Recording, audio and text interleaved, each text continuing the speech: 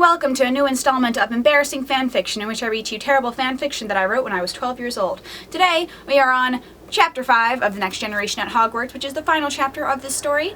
And in the last chapter, they all arrived at Hogwarts. They all got sorted into Gryffindor. We met Luna Lovegood as the headmaster and Neville Longbottom as the herbology teacher. They finished their game of Truth or Dare from the train. James makes out with Leona Lovegood, and Lily meets Tom Longbottom, and she starts to develop a crush on him. So let's see what happens in Chapter 5. Chapter 5, First Day, Part 1. The next morning, Lily woke up extra early. She proceeded to getting into her school robes, and then she walked up to the common room and walked towards the bookcase next to the wall. She stared at the rows of books and saw from the corner of her eye that Tom was coming into the common room. She pretended not to notice him. He saw her and crept up behind her. Tom tapped her lightly on the shoulder, and Lily turned around. "Hi, Lily. Do you want to get something to eat?" Tom asked politely. "Sure," Lily responded. They walked from the common room down to the Great Hall. Soon everyone had piled into the Great Hall. A small tap was heard, and everyone turned towards the front of the hall. "Good morning, everyone. I hope you all enjoy your first day at Hogwarts. Now off to class," Professor Lovegood said.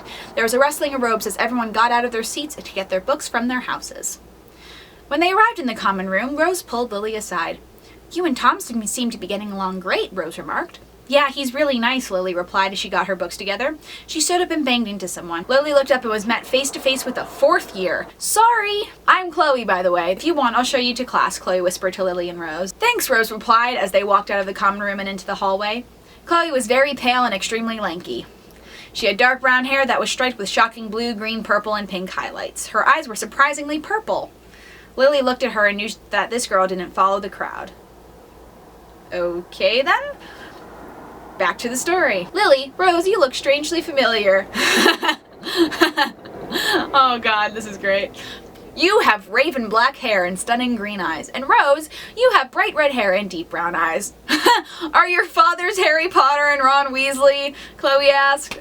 Why? Why did I write that? That's really weird. That, like, she knows them because of how they look. She's never met these two before. She probably has only heard about Harry and Ron because she's a fourth year. That's weird. That's really weird. Back to the story. Lily responded, "Yes, my father is Harry Potter and my mother is Ginny Weasley. Rose's father is Ron Weasley and her mother's Hermione Granger." "Why do you ask?"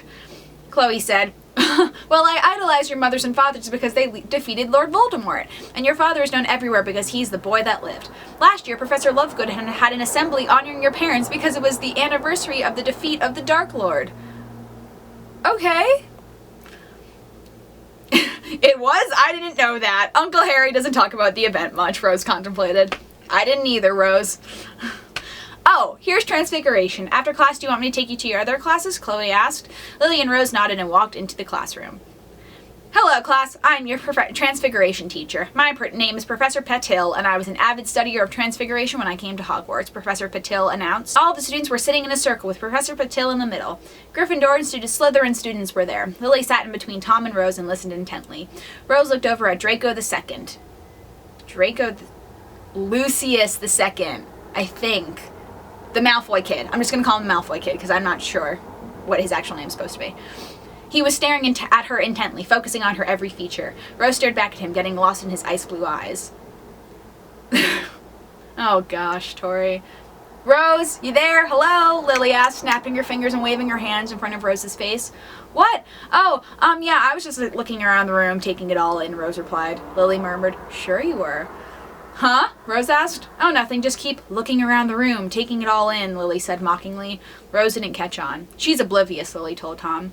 Tom replied, "I can tell. She can't take a hint of that. We know she's looking at the Malfoy kid." "Now, class, please pair up and go to a crystal ball," Professor Patil said. "Tom, do you want to be my partner?" Lily asked. No, Tom nodded and they found a table. The Malfoy kid sat at a table and put his chin in his hands.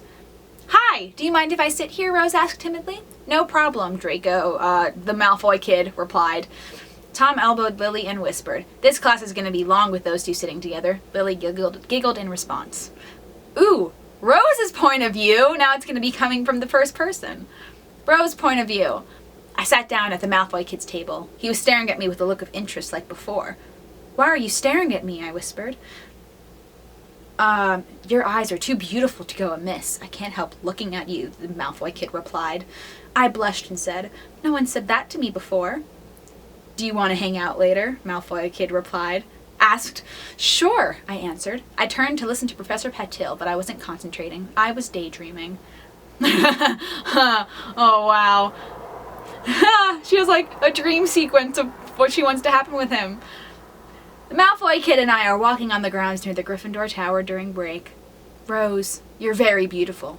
I couldn't help but look at you earlier, Malfoy kid said, who moved closer to me as I blushed fiercely. Our hands brushed against each other and an electric shock I had never felt before ran through my spine, making me shiver. Are you cold? The Malfoy kid asked. Wow, this is some great romance novel writing, Tori.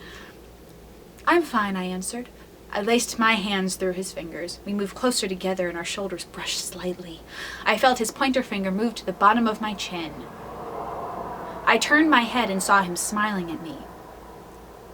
Wait, so she's not... He literally just like is standing next to her and does this? Or does this? And then she turns? That doesn't make any sense. Anyway, back to Rose's love fest. We leaned in and our lips met. The softness of his lips was intoxicating. Before I knew it, I was on cloud 9. I felt his lips move slightly on mine, and I took it as an opportunity to move my body. Ah! No! I removed my hand from his and laced them around his neck. I felt his skinny arms wrap around my waist. We pulled apart from the kiss. You're the most beautiful girl I've ever seen, Malfoy kid told me. You're the most beautiful girl I have ever seen. The most beautiful girl. The most beautiful girl I've ever seen. Most beautiful girl I've ever seen. Miss Weasley! Professor Patil shouted. I jumped in my seat. Yes, Professor Patil? I asked timidly.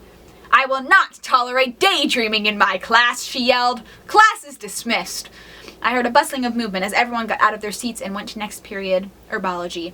Today was going to be an interesting day for me. And that's the end of the story, and I'm kind of sad I didn't finish it because I wanted to know what else I wrote about Draco the Second, Lucius the Second, Malfoy kid, whatever the hell his name is, and Rose's relationship, and how I developed Tom and Lily's. Damn it! I honestly think I should continue writing some of these stories because there's some like really good setups that I never finished and that I could actually make better with better writing and better situations than then just making out with each other like I wrote when I was 12. Thank you so much for watching. You can watch my latest video here, subscribe here, follow me on Tumblr, Twitter, and Instagram here, and in the description, DFTBA, and I will see you guys next time. Bye!